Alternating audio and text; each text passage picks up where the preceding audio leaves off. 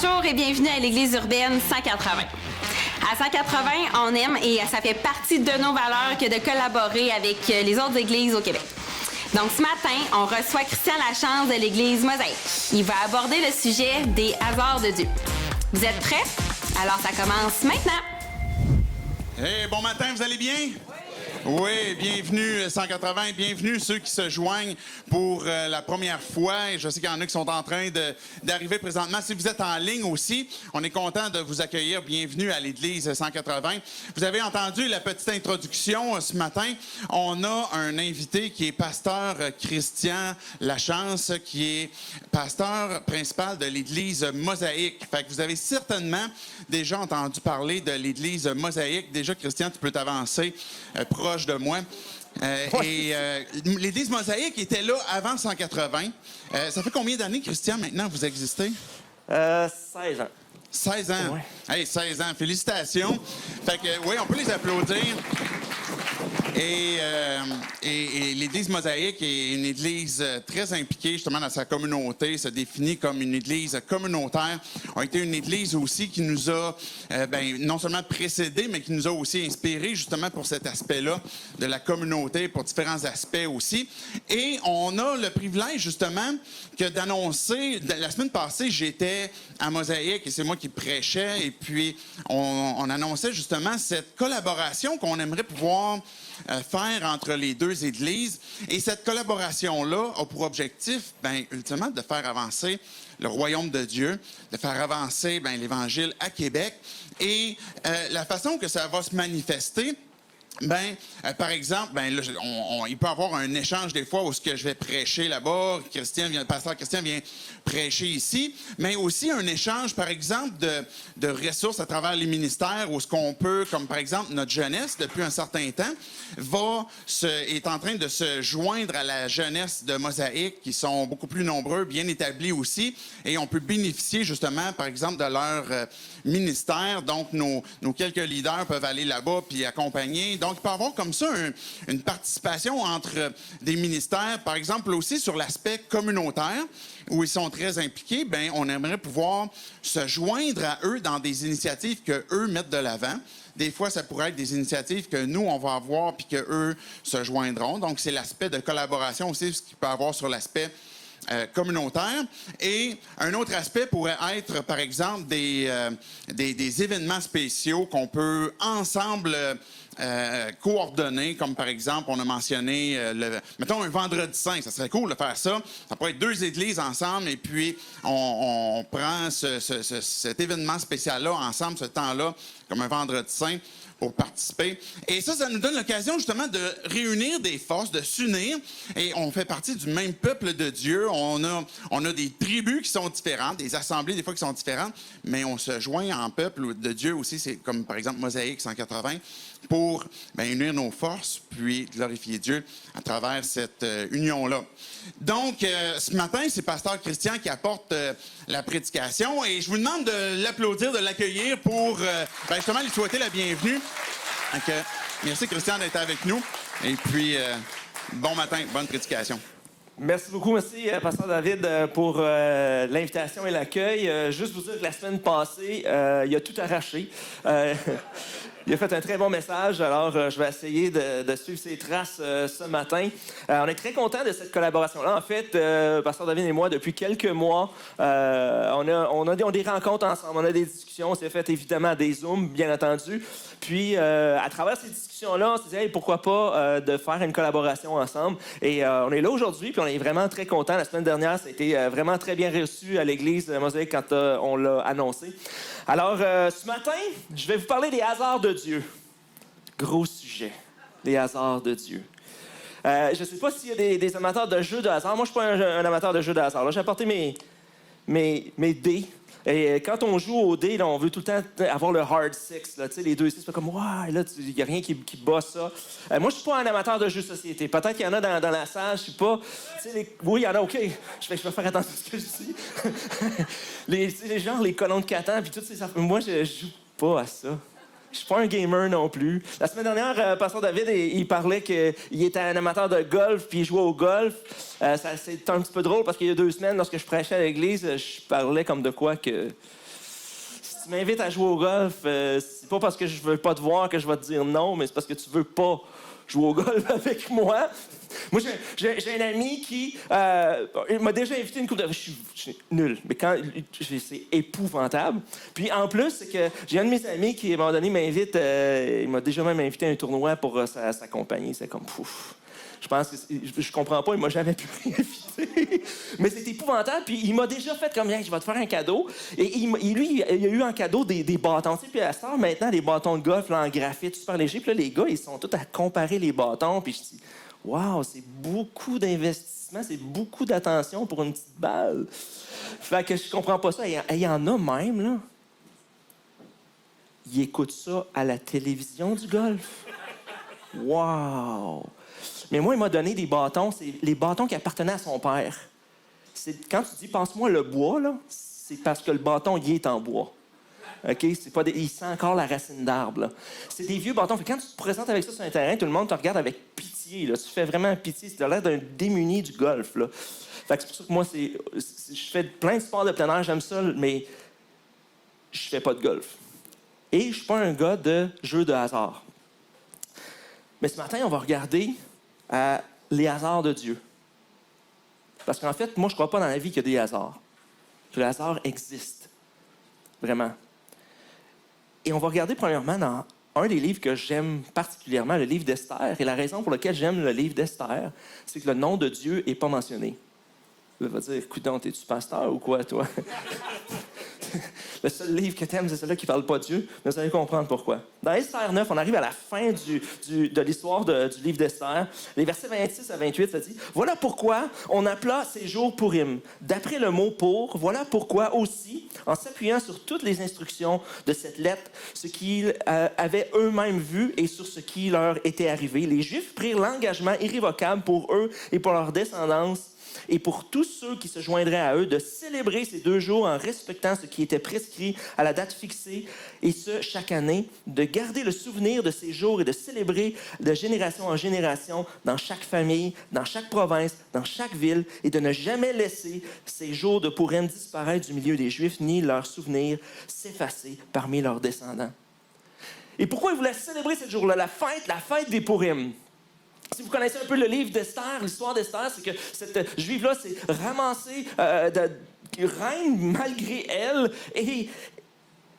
et dans un endroit, dans un moment où tous ces gens-là sont anti-Dieu et qui ne croient pas en Dieu. Et là, elle se retrouve là, et là, elle apprend que... Parce qu'elle est là, elle apprend qu'il y a quelqu'un qui fait une conspiration. Ça veut dire que même avant le COVID, il y avait des gens qui faisaient des conspirations. Il y avait une conspiration pour faire éteindre le génocide pour qu'il n'y ait plus de Juifs.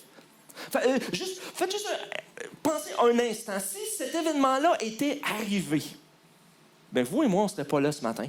Parce que si c'était arrivé que les Juifs avaient été éliminés, il n'y a pas de Jésus, il n'y a pas de Sauveur, il n'y a pas de croix, il n'y a pas de grâce, il n'y a pas de salut, et il n'y a pas d'Église. Fait qu'on n'est pas là ce matin.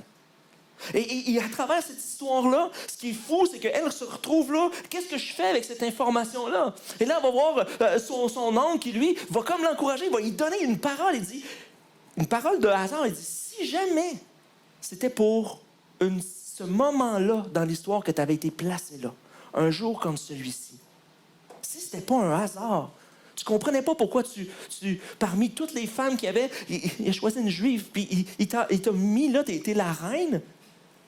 Si tu avais un rôle à jouer.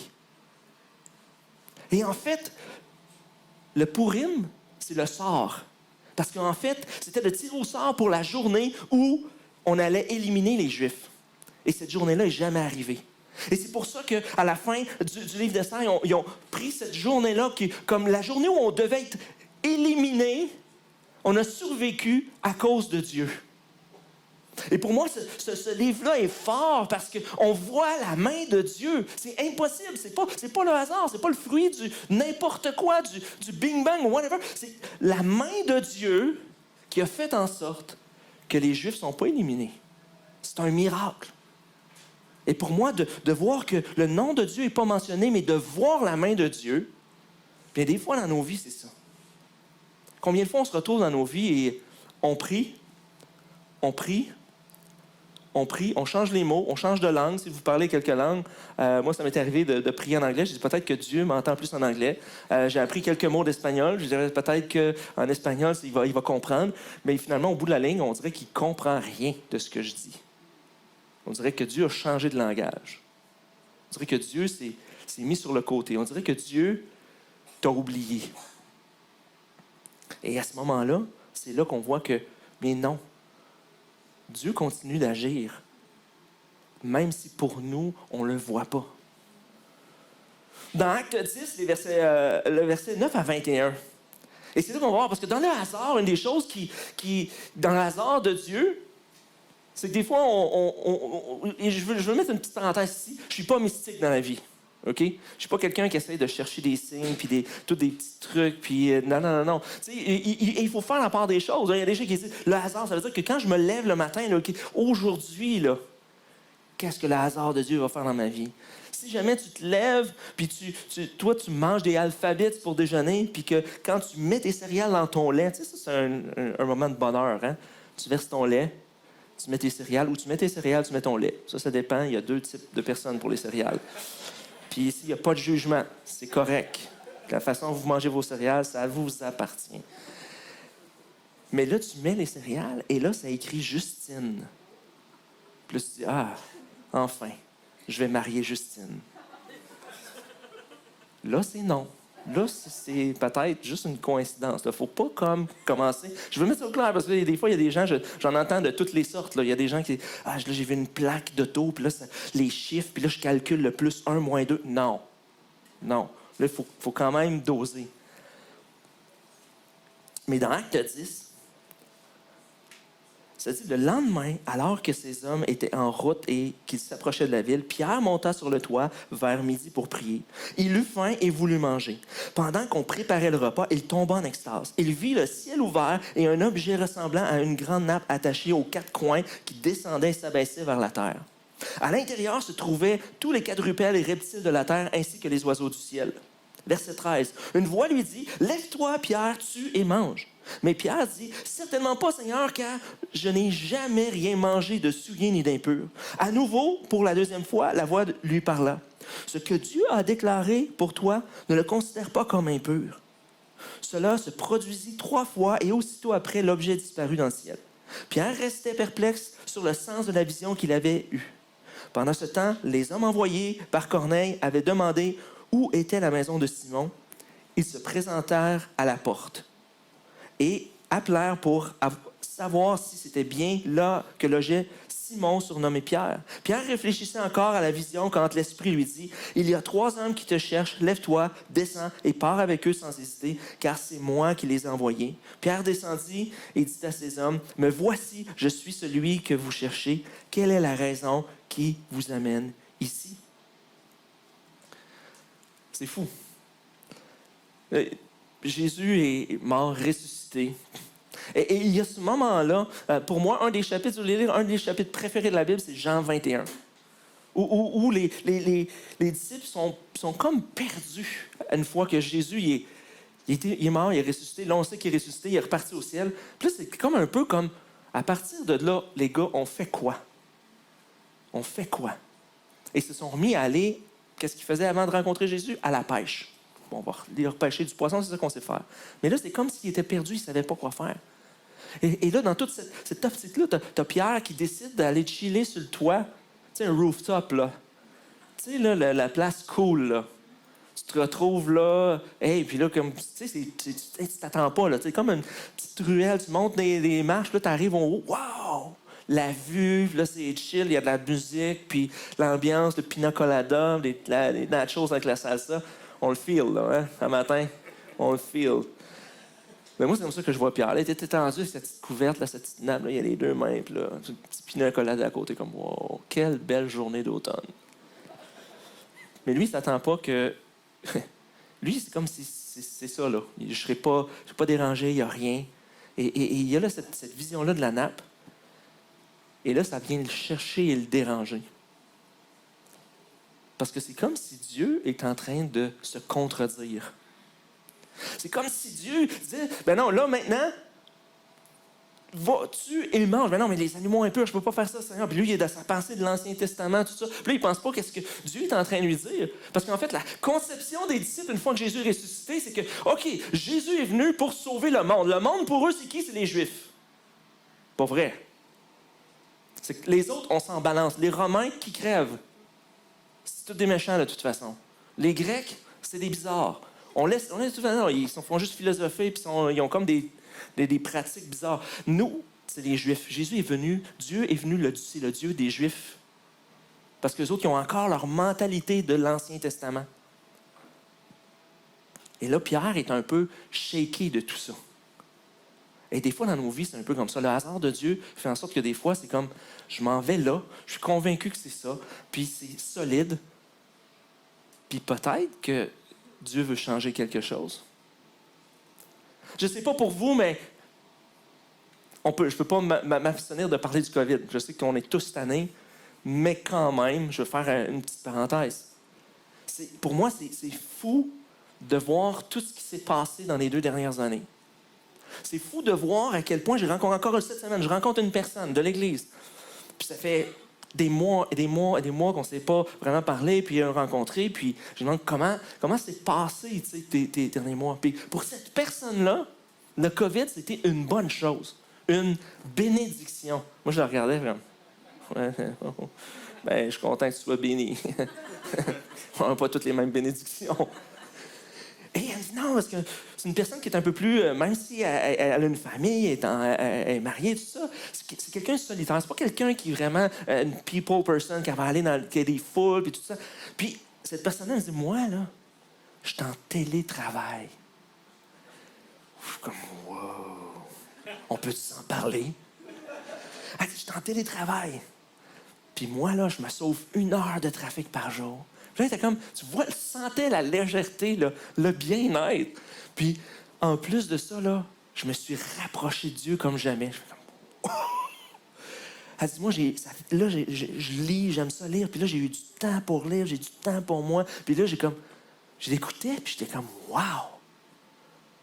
À côté de ça, j'ai un ami personnel qui s'est enlevé la vie. C'est fou, là. On a les 2 extrêmes.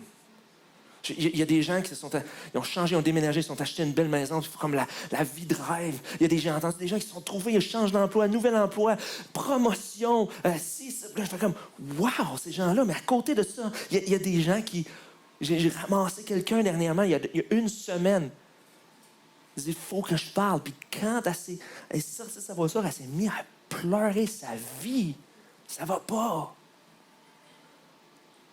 Et à travers tout ça, on a justement Pierre. Et c'est un peu, pour moi, ce qui change là, c'est un peu comme, justement, dans le COVID. Et si je veux faire attention, je ne vais pas dans les trucs mystiques, je vais pas dans les trucs de conspiration, mais le seul truc, c'est que je ne dis pas que Dieu a provoqué le COVID. Mais maintenant que le COVID est arrivé, est-ce que Dieu a quelque chose à nous apprendre à travers ça? Est-ce que Dieu a quelque chose à nous dire dans nos vies personnelles? Est-ce qu'il y a des changements qui doivent prendre place à travers ça? Et ma question dans le hasard de Dieu, c'est est-ce qu'on est attentif à la voix de Dieu? Est-ce qu'on est attentif au Saint-Esprit? Parce que si Simon, Pierre, il est là, il voit ça, ça ne fait pas son affaire. Parce que ça dit 3 fois que Dieu répète, puis il fait comme non. Non. Puis à un moment donné, c'est peut-être même dit, Dieu, c'est-tu toi qui me parles? Il a regardé sa salsa, il s'est dit, oui, la sang n'est pas passée date. Pourtant, j'ai comme, c'est quoi cette vision-là? Et là, il se retrouve là. Et le comble du hasard, c'est que pendant qu'il est en train de processer tout ça, puis il n'est pas sûr de ce qui se passe, puis de faire comme là, il y a des gars qui se pointent à la maison où il est, puis ils disent, hey, Simon Pierre, c'est ici qui reste. Imaginez la scène. Pour vrai. Imaginez la scène. Et là, il est là comme, OK, ces gars-là viennent me chercher, puis là, j'ai cette vision-là, et on a toujours le choix. C'est que le point, c'est que dans le hasard de Dieu, dans les choses qu'on ne comprend pas toujours, ou dans les pas qu'on va faire, on ne comprend pas toujours, et on a toujours le choix. Pierre avait le choix de rester sur le toit, by the way. Puis dire, moi, là, ce que tu me dis, ça ne fait pas mon affaire, parce que c'est contre mes convictions. Pour vrai, c'est contre ses convictions. Ça l'a dérangé au point de déstabiliser sa vie au complet, là. Ça a déstabilisé sa vie au complet. Puis il dit, qu'est-ce que je fais avec ça? Et il aurait pu dire, les gars, hey, dis que Pierre, il reste pas ici. C'est pas moi. Pour vrai, il aurait pu dire ça. Combien de fois, tu sais, tu ghostes un tu sais, à cette heure, on a pas mal tous les afficheurs, là, puis là, le téléphone sonne, fait, oh, il laissera le message. Hein? For real. Mais ça m'a fait Pierre, il aurait pu ghoster les gars, là. Faire comme, sérieux, je suis sur le toit. Tu sais, allez-vous-en, retournez voir Corneille, Petit Oiseau, comment, peu importe. Allez, moi, je suis pas là, j'existe pas. Ça me tente pas de faire. Ça implique trop, ça bouleverse ma vie, ça change ma vie. Je vais être obligé de piler par-dessus mon orgueil. Je vais être obligé de piler par-dessus mes convictions, ce que je crois depuis des années. Mais là, Dieu me demande de faire ça, je peux pas faire ça. Et on a toujours le choix. On a toujours le choix avec le hasard de Dieu de dire, je vais aller dans l'inconnu, je vais m'avancer ou je vais rester où je suis. Toujours. On a toujours ce choix-là. Et Pierre a décidé de changer ça. Il a décidé de suivre ces gars-là. Et il a décidé de se rendre chez Corneille. On connaît toute l'histoire. Corneille avait besoin de rencontrer Dieu. À travers Pierre. Dans un moment où, justement, une situation, un contexte qui était complètement... Et j'imagine Pierre arriver chez Corneille et voir, OK, non, t'es pas un juif, qu'est-ce que je fais ici? Je ne peux pas te parler de Dieu. Mais qu'est-ce qu'on fait avec les hasards de Dieu, les situations? Est-ce qu'on est attentif? Moi, les dernières années, j'ai commencé à sans être, encore une fois, mystique, puis dire toutes les personnes que je rencontre, il y a un but, il y a quelque chose, mais je me suis rendu compte que Dieu a placé des gens à des moments, des situations, il y a eu des conversations qui sont ouvertes avec certaines personnes que je sais que Dieu me parlait à travers ça. Et je vais aller plus loin que ça. Il y a des gens dans ma vie qui ne sont pas croyants et que je crois que Dieu a parlé à travers eux. Et ils ne le savent pas. Et je ne peux pas leur dire parce qu'ils vont faire comme « What the heck? » OK, toi, là, tu as recommencé à fumer, man. Arrête. Et je ne sais pas si ça vous arrive, mais de juste prendre un livre, et c'est comme ce livre-là, c'est le livre pour le moment. On dirait que le livre a été écrit pour toi. C'est comme s'il avait été dédicacé à ton nom. Puis tu fais comme, ouf, tu n'es pas capable de le lâcher parce que c'est comme si Dieu est en train de te parler. Dieu va, by the way, ouvrez vos Bibles aussi. Là. Dieu te parle à travers la Bible, puis je ne commence pas à regarder puis dire Dieu va te parler à travers Netflix. C'est pas ça le point. Mais vous comprenez qu'il y a des situations, des moments que ce n'est pas un hasard. C'est pas un hasard. Et ici, Pierre a décidé d'être sensible et attentif et de dire, et si jamais c'était Dieu? Même si ce que Dieu dit, ça ne fait pas de sens. Pour lui, ça faisait 0 sens. Et des fois, dans nos vies, malgré que, peu importe, ça fait le nombre de temps, ça fait quelques semaines, quelques mois, quelques années que vous êtes croyants, on se forge une idée de comment on devrait fonctionner, comment on devrait marcher en tant que croyant, comment est-ce que, justement, l'Église devrait être faite, comment est-ce que... Et des fois, malheureusement, il y a ces principes-là qui sont bien à nous. C'est pas Dieu qui a nécessairement dit ça. C'est nous, par nos préférences, par nos choix, par ce on s'est forgé, parce que d'autres personnes nous ont dit, par l'entourage, par le contexte. Mais des fois, dans nos vies, il y a ce moment-là où, ouf, et si Dieu voulait que je sorte de ça, dans ma vie, de mon cadre? Et c'est un peu comme ça. Qui aurait dit que avant, on retourne avant COVID, que je viendrais prêcher ici, que Pasteur David viendrait prêcher, qu'on ferait une collaboration ensemble? Qui aurait misé 100$ là-dessus? Je vais tourner les dés. J'ai toujours pas 2,6. Non. Mais le contexte du COVID a fait comme, hey, si jamais Dieu voulait changer des choses, changer des paradigmes, aller plus loin, dire, vous savez, dernièrement, j'ai en train de lire un livre, puis dans le livre, ça dit, si tu veux vraiment connaître Dieu, c'est pas de t'humilier ou d'essayer de le chercher, c'est à travers l'humiliation et la mort. C'est ça la croix. Et c'est seulement lorsque tu vas arriver à tout faire exploser autour de toi, et c'est là que tu n'auras pas le choix d'arriver en face de Dieu. Dans Hébreux 11, les versets 8 à 10, Ça dit, c'est par la foi qu'Abraham a obéi lorsque Dieu l'a appelé et qu'il est parti pour le pays qu'il devait recevoir en héritage. Et il est parti sans savoir où il allait. C'est par la foi qu'il est venu s'installer dans un pays promis comme dans un pays étranger. Il y a habité sous des tentes ainsi qu'Isaac et Jacob, les co-héritiers de la même promesse, car il attendait la cité qui a de solides fondations, celle dont Dieu est l'architecte et le constructeur. Ça, c'est une autre histoire de fou, là. Dans vos vies, là, si je vous dis ce matin, là, quand tu vas sortir d'ici, tu ne retournes pas jamais chez vous. Fais juste marcher en ligne droite. Puis attends de voir ce qui va se passer. Qui est partant? Pas grand monde, hein? Moi, le premier. C'est ça que Dieu a dit à Abraham. Bien là, à partir de maintenant, tu te lèves et tu pars. Je m'en vais où? Tu te lèves et tu pars. Je m'en vais où? Tu te lèves et tu pars. C'est tout. C'est-à-dire que par la foi, Abraham a juste décidé d'obéir à Dieu. Et encore une fois, mettez-vous dans la place d'Abraham. Est-ce que moi, j'aurais obéi à dire, Dieu dit ça, mais il n'y a pas de demain. Il n'y a pas de voici ce que tu vas faire, voici ce que tu vas faire. Il y a une promesse qui est floue. Tu vas avoir une descendance comme les étoiles. Oui, mais c'est flou, ça, comme. Ça va se passer comment, ça? Et Abraham avait le choix de rester où il était, pour vrai. Il avait le choix de ne pas bouger. Il avait le choix de dire, c'est trop engageant, encore une fois, ça va contre qu'est-ce que... Il me semble que je suis bien ici, voici tout ce que j'ai. Et Abraham en avait, là, il était en abondance. Là. Il y avait des troupeaux, il y avait des gens, il y avait tout pour être heureux. Là. Il était riche et célèbre. Là. Puis, du jour au lendemain, Dieu dit, fais tes bagages et pars.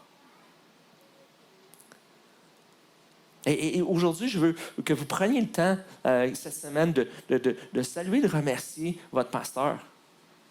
Parce que quand on implante une église, c'est un peu ça qu'on fait. Il n'y a pas de garantie. Pour l'avoir fait, je sais, tu pars avec une vision que Dieu t'a donnée ou que tu penses que Dieu t'a donnée, avec des bonnes idées, avec quelques personnes. Puis là, on commence from the scratch, à partir de rien. C'est un peu comme Abraham de dire, ben, vas-y, ça va donner quoi? T'espères que ça va donner ça, mais il n'y a personne qui peut te donner l'assurance que ça va fonctionner.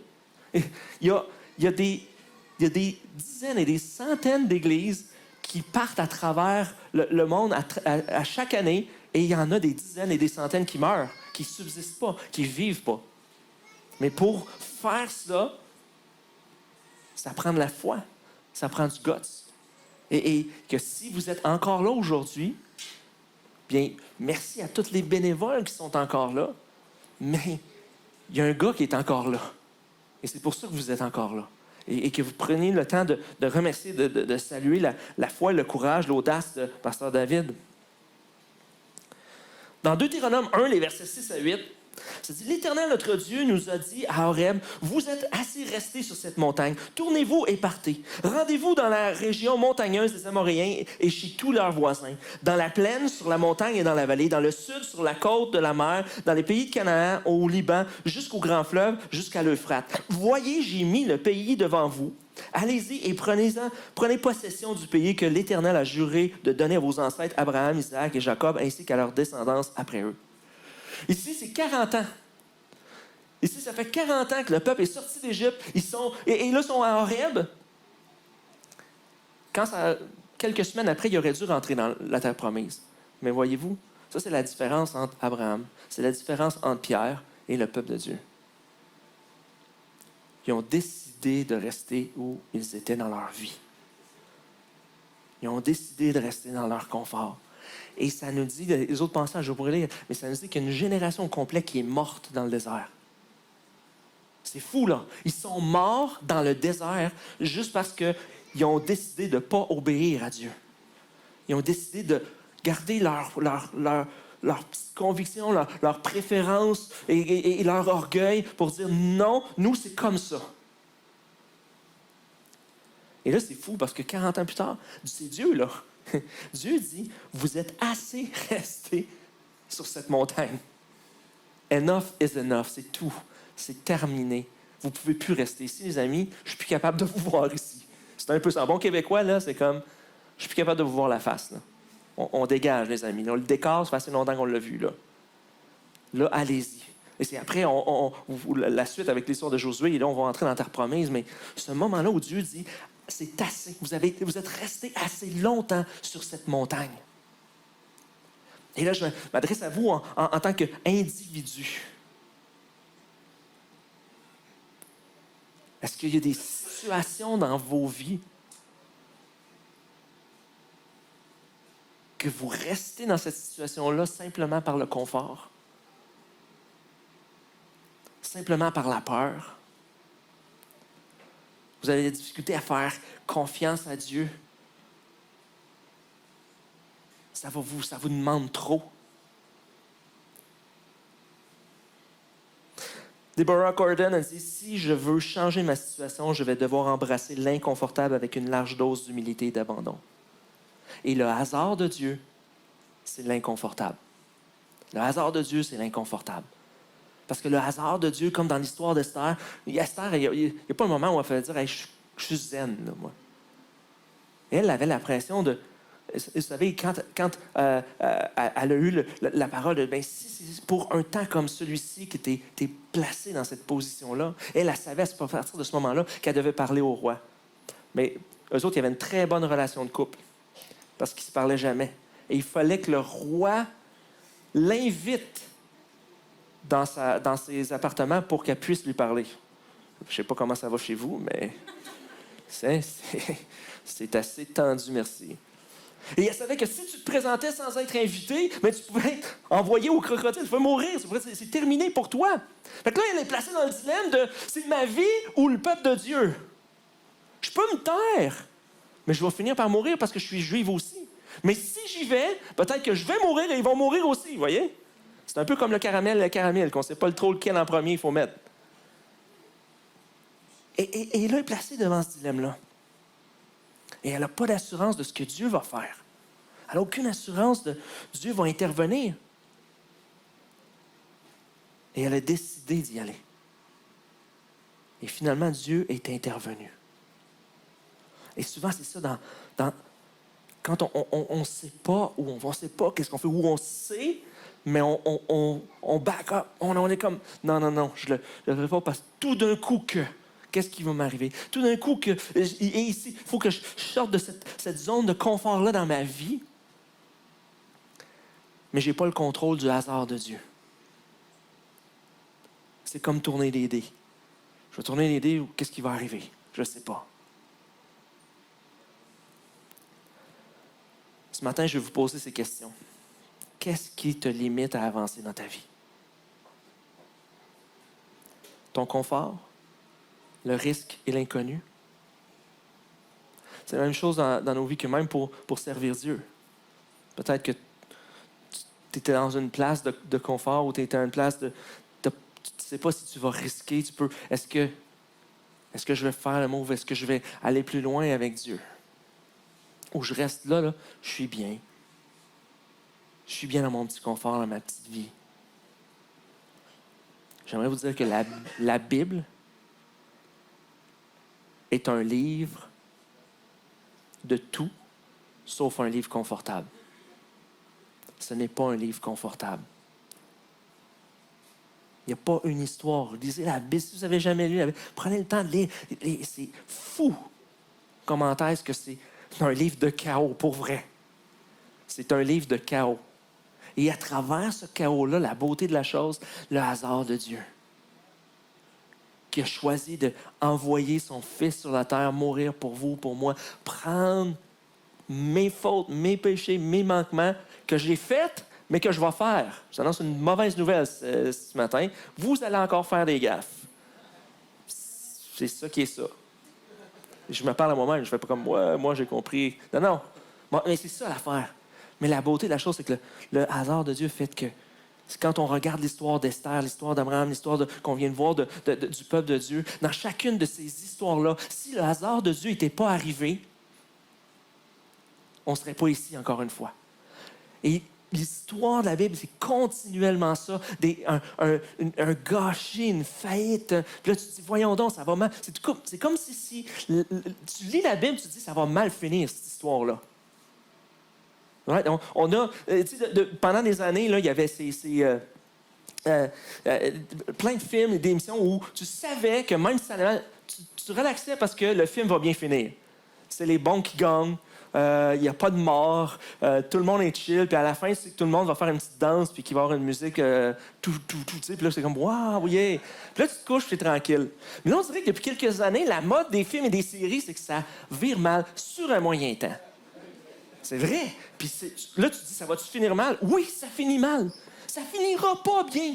Ah, pas lui, il va mourir. Ben non, ben il est mort. Ben lui, c'est sûr que... Ben non, il est mort 2 minutes après. Voyons, y a-tu quelqu'un qui mourra pas dans cette série-là? C'est comme ça, c'est fou présentement comment est-ce que tout est dark, pour vrai, là. Puis on se plaît dans ça, puis c'est comme si ça va mal finir. Mais on dirait que le livre de la Bible est une mauvaise série Netflix. Pour vrai. Là, tu lis ça, puis des fois, c'est décourageant, puis tu dis, non, c'est sûr. Si tu connais pas la fin de l'histoire, tu fais comme ça va mal finir, cette histoire-là. Mais c'est le hasard de Dieu qui fait toute la différence. C'est là où Dieu, des fois, tu dis, il n'est pas présent dans ma vie. Mais il l'est plus que tu penses. Et que lorsque tu penses que Dieu n'agit pas, il est en train d'agir. Mais c'est un peu de faire comme Pierre. Est-ce que je vais être attentif, même si ça me dérange? Même si ce que j'entends, on dirait que ça ne fait pas de sens. Et si jamais Dieu est en train de te parler? Et si jamais Dieu est en train de faire quelque chose? Et si jamais Dieu est en train de changer quelque chose dans ta vie? Que présentement, tu te dis, ça ne fait pas de sens, mais peut-être que demain, c'est pour le mieux. Je ne veux pas terminer ça sur une note lourde ce matin, puis te donner comme « ça va mal aller ». On a tellement entendu d'arc-en-ciel, puis ça va bien aller. Puis à un moment donné, on était comme « laisse faire tes arc-en-ciel ». On l'a entendu, la chanson, là, c'est correct, là.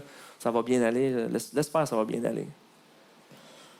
Dans Isaïe 41:10, ça dit « N'aie pas peur, car je suis moi-même avec toi. Ne promène pas des regards inquiets, car je suis ton Dieu. Je te fortifie, je viens à ton secours, je te soutiens par ma droite, la main de la justice. » Dieu va dire ça à son peuple, va dire ça à Isaïe. Vous savez, la job des prophètes dans l'Ancien Testament, c'est une job épouvantable. Personne ne veut avoir ça. Peu importe comment tu... Puis en plus, il n'était pas payé, imagine-tu. C'était bénévole, puis il se faisait ramasser à tout bout de champ. Il y avait tous des trucs épouvantables à dire. Mais à travers ce moment-là où, justement, l'histoire du peuple de Dieu est une histoire de brisement, de déchirement, de défaite, et à la limite, des fois, de dégoût. Mais à travers ça, Dieu va toujours dire « Hey, là, tu ne vois pas le bout. Mais je veux juste te dire, aie pas peur. Je suis avec toi. Même quand tu ne me vois pas. Même quand tu ne me sens pas. Même quand je suis là. Je prends soin de toi. Et fais-moi confiance dans mon hasard. De voir les gens que je vais placer autour de toi. Les situations qui vont finir par changer. Et tu vas arriver à l'autre côté de tout ça, dans un endroit que tu ne pensais jamais dans ta vie être. D'avoir l'audace, le courage. Puis tu te dis, OK, c'est wow. Dieu avait tout orchestré ça, mais il fallait que je passe par là. Et quand on regarde le peuple de Dieu, c'est un peu ça. Par où ils sont passés, il n'y a personne qui veut passer par là. Mais finalement, il y en avait une terre promise. Je vais inviter les musiciens à s'approcher. Erwin McManus a dit, si tu n'as jamais failli, c'est peut-être possible que c'est parce que tu n'as jamais risqué. Et aujourd'hui, on vit dans une société, quoi? Une société qui met l'emphase sur la réussite, sur le succès. Et on donne des critères très précis sur si tu as réussi ta vie, voici les critères. Si tu es un succès, voici c'est quoi. Et sur les médias sociaux, on met l'emphase sur justement le bien paraître. Ce qui démontre voici une personne qui a bien réussi. Voici une personne qui est heureuse dans sa vie. Voici une personne qui est en paix. Voici une personne qui vit sa best life. C'est rempli de ça. Mais la Bible, ce n'est pas ça. La Bible, ce n'est pas un beau post Instagram. Parce que si on avait fait des posts Instagram de la Bible, il n'y aurait personne qui aurait suivi ce compte-là. D'après moi, Instagram l'aurait délité parce que les posts auraient été tellement épouvantables qu'il aurait dit « c'est inacceptable ». Tout le monde l'aurait bloqué. C'est comme « bloc, bloc, bloc, non, j'accepte pas ce compte, non ». Mais au bout de la ligne, la réussite de Dieu, le succès de Dieu, n'est pas le succès et la réussite du monde. Et si tu n'as jamais failli, c'est peut-être parce que tu n'as jamais risqué. Mais comme on vient de le voir à travers les différentes histoires, si Esther n'avait pas risqué, si Pierre n'avait pas risqué, si Abraham n'avait pas risqué, si Josué n'avait pas risqué, on ne serait pas ici aujourd'hui. Mais à travers ce risque-là, on voit les faillites, on voit les failles, on voit des gens qui ont manqué, on voit des gens qui n'étaient pas parfaits, qui ont fait des erreurs, qui ont fait des choses que tu dis c'est épouvantable. Mais Dieu, dans son hasard, était là, soutenait malgré ça, était présent et fait en sorte qu'au bout de la ligne, il y a quelque chose de bien qui arrive. On va baisser nos têtes. On va juste prier un instant. Seigneur, on vient devant toi ce matin. Et Seigneur, on veut peut-être chacun d'entre nous faire une petite introspection. Alors qu'on va s'approcher d'un moment de louange, c'est le moment de juste dire, Seigneur, viens par ton esprit. Et pour chacun d'entre nous, le risque et le hasard de Dieu n'ont pas la même signification. Pour chacun d'entre nous, le bonheur, la paix et la joie et le succès n'ont pas la même définition. Mais il y a un dénominateur commun et c'est toi.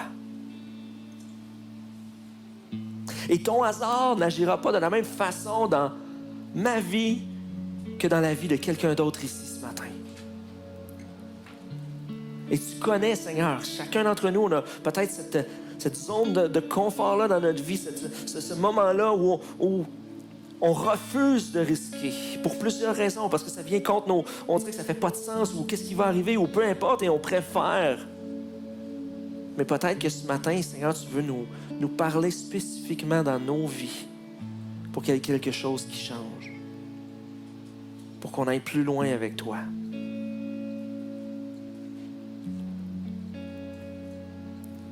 Et je te prie, Seigneur, qu'on puisse, tu nous rendre sensibles et attentifs à ta voix. De la même façon qu'Esther, Pierre, Abraham l'ont été, Seigneur. Malgré ce qu'on peut penser, ce qu'on peut croire, malgré nos inquiétudes, malgré l'inconnu, Seigneur. Merci pour ton hasard et ta grâce dans nos vies. Dans le nom de Jésus. Amen. Merci beaucoup, Christian, d'avoir été avec nous aussi ce matin. Pour voir ou revoir les discours des dernières semaines, allez sur le site web ou la page YouTube de 180. On est toujours à la recherche d'un nouveau lieu pour se rencontrer avec une plus grande capacité et des salles supplémentaires pour permettre des services à l'enfance et des stationnements plus faciles. Priez pour que Dieu nous dirige dans tout ça. On vous invite aussi à contribuer à la mission de 180. Votre implication, votre soutien est important et fait toute la différence. Merci d'avance. N'oubliez pas de réserver la soirée du 13 novembre. C'est la soirée de louange dirigée par André Nadeau avec toute le band de 180. Aucun doute que cette soirée-là va être super bénissante. On se revoit mercredi pour la soirée de prière et dimanche prochain avec une toute nouvelle série. À bientôt. Bye bye.